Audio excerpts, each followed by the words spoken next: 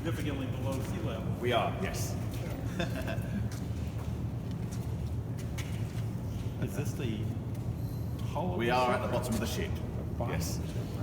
So this is boiler room 1. This used to have 3 what they called Scotch boilers, big cylindrical boilers in here. But the steam created in here was actually used for our turbo generator rooms, which created electricity for the ship. So anything electric, lighting, the elevators, cooking equipment, even some of the engineering things, electric motors, would come from steam generated from here through to the turbo generators. Again, if you want to look at what the room looked like, here's where you would load in the fuel. As you mentioned, it was oil that was used, it was not coal. So it's bunker C oil. And what that means, if you can imagine having a barrel of oil and you take all of the good stuff out, then what's left, the little gunk at the bottom, is bunker C. It's no good for anything except for burning, and it's also cheap. So it was good for this. So it could burn. That's the main thing, to create that steam that was needed in here. Okay, so come through this way. Now, you have to imagine that this huge space is not here. This was not the doorway. The doorway is down here for people to get between the boiler rooms. Yeah, when we had to take the boilers out, it was a case of cutting things up and taking it out. Because we weren't going to take it out the way it came in. That's up that way and through the upper decks. Not a good idea. So, come through this way.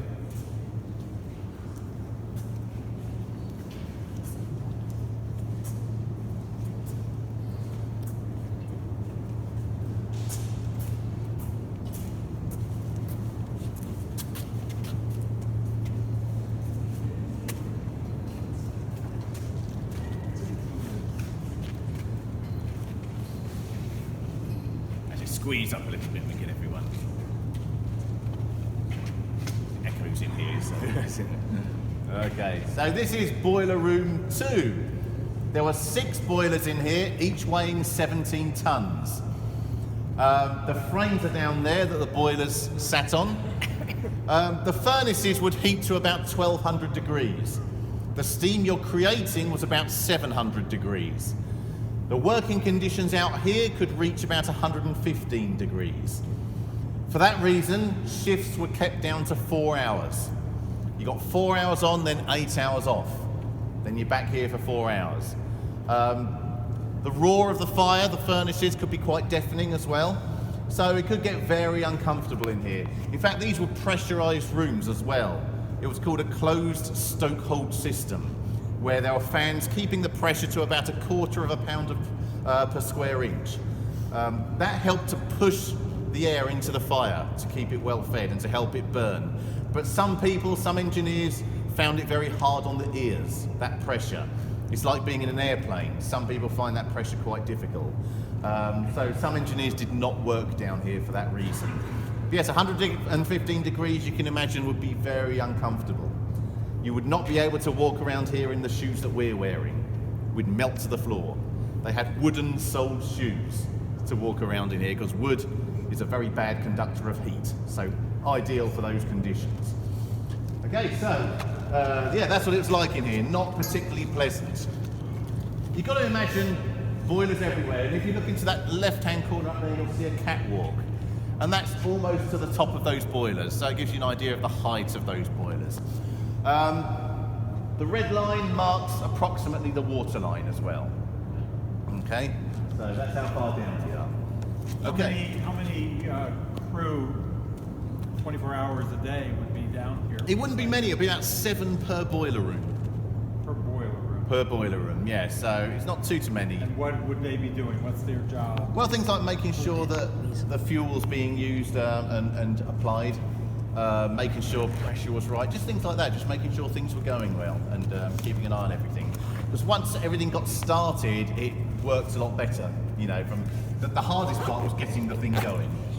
You'd actually spend 16 hours before sailing to get this thing working, to get everything up to steam. So 16 hours before leaving port was when they fired up the boilers. How did you start the boilers? How did you start the sludge? So how did you light the sludge? How do you light it? I think it was just, I think they just used a match, I think. I'm not sure exactly, but no, I think they just used a good old-fashioned... Because you mentioned it's here with the end of the oil sludge. Yeah. So how did you kick that off? You must have preheated it and then. Oh yeah, charged yeah. I mean, obviously, it arrived as that sludge. You know, you've basically got that from the oil company. Then in it goes, and then I'm not exactly sure whether it's just a match or what that they used to actually get the thing going. But Just one question on the steam. Did you superheat the steam? yes, You superheated. it was superheated. So what that means, for those who don't know, superheating, you'd heat it and it'd go through the tubes and it would go back on itself, if you like. So it's superheating. That's a technology that also came with steam locomotives on the railways.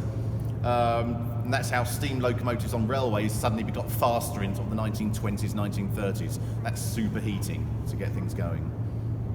What is below this floor here? It's a double hull, and then after that is water, basically the ocean. So yeah, you have a double hull either side. I'll actually show you that a bit later as well. Okay, this way.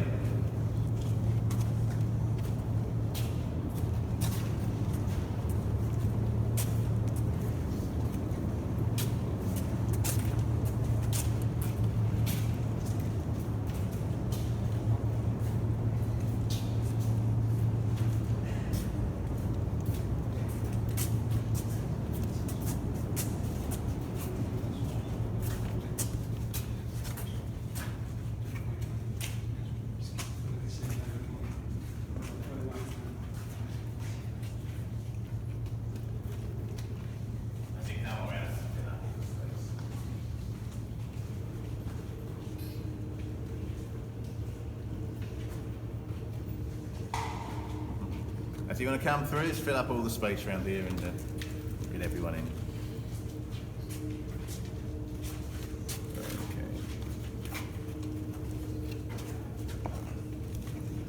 So this was a turbo generator room, one of two on board this ship. This one had 3 turbo generators, the other one had 4. And these were used to create electricity for the ship. So that steam from boiler room 1 would then come through to this room and the other turbo generator room to create that electricity. As I said earlier, this would power elevators, lights, cooking equipment, anything that needed electricity to run. Here's what the room looked like. And to give you an idea, that white box there is actually this one above. So you can see a lot of the catwalks are still here, all over the place. And that's how people would get around. There's about 9,100 kilowatts of electricity was produced in this room. That's enough to actually power a city of 100,000 people. So it's a good amount. So I know I've had some people say it's incredible they're using water to create electricity. It was the same as power plants anywhere really. You create steam to run turbines to create electricity. This is just a power plant in miniature, if you like, compared to what you might see on the land. Same principles.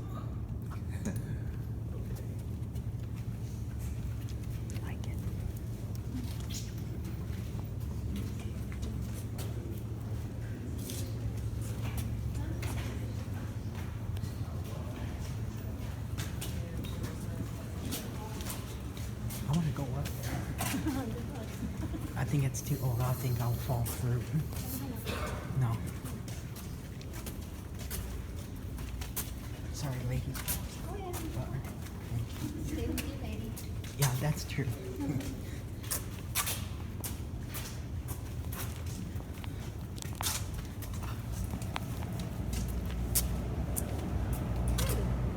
Nice and dark in here.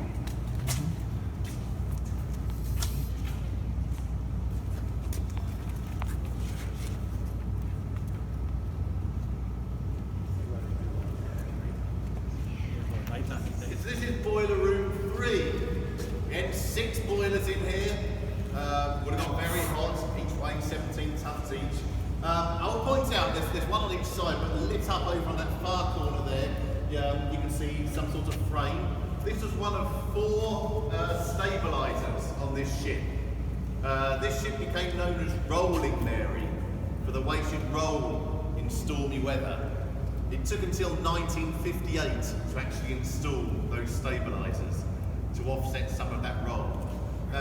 Some of you might remember the Poseidon Adventure.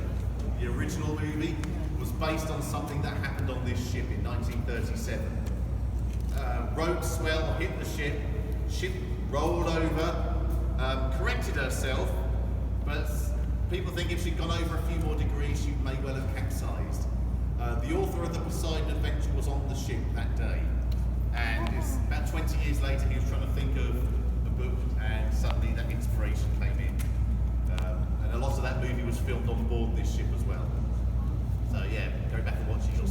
you know how how did the stabilizers work? What did they do? They could extend about 11 feet out either side, and it's basically because when you got those out, trying to move in the water actually held off some of that, you know, if you like.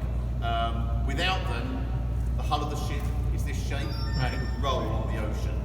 But with those stabilizers out there, it offset that because you're pushing against the weight of the water when it's trying So to like roll. paddles, almost like So paddles. yeah, so it's like a fin or a paddle, it holds it down, helps to hold it down. How long were they? They're about 11 feet Okay. each one. No, not really for as big as a ship is. Yeah, no, it doesn't sound too much, does it? But it And it was works. just the two. Wow. Okay. Wow. Huh. It stabilized the whole ship.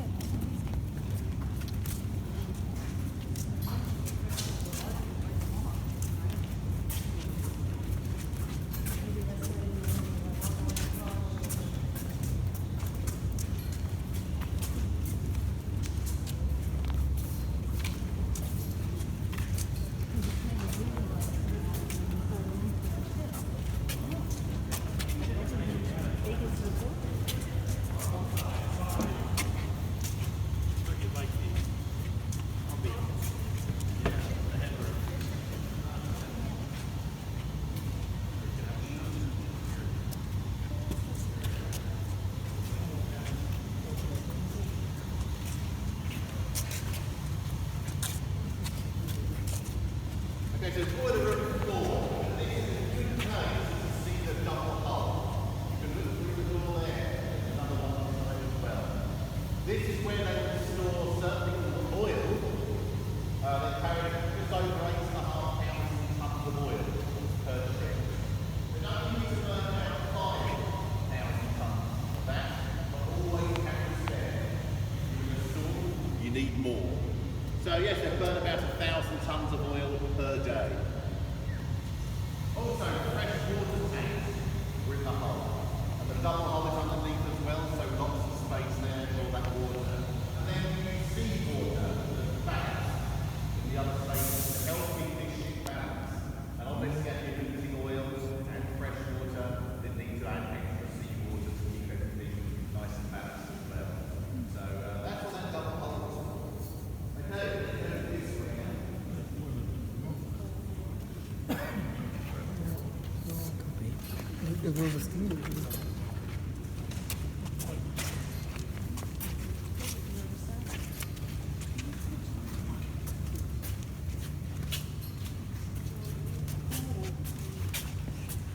Careful.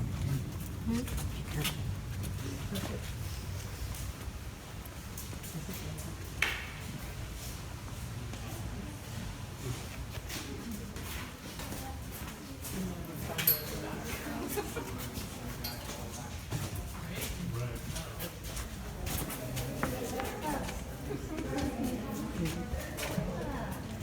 I didn't realize that you come down here. And we all fit. Oh, never mind.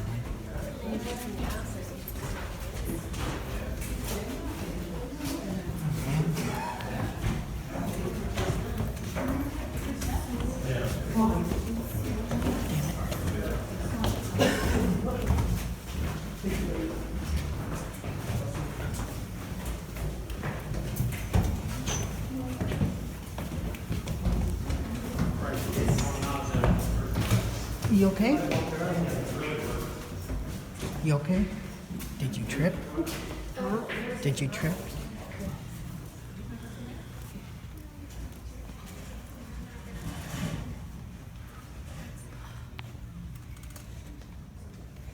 Oh well.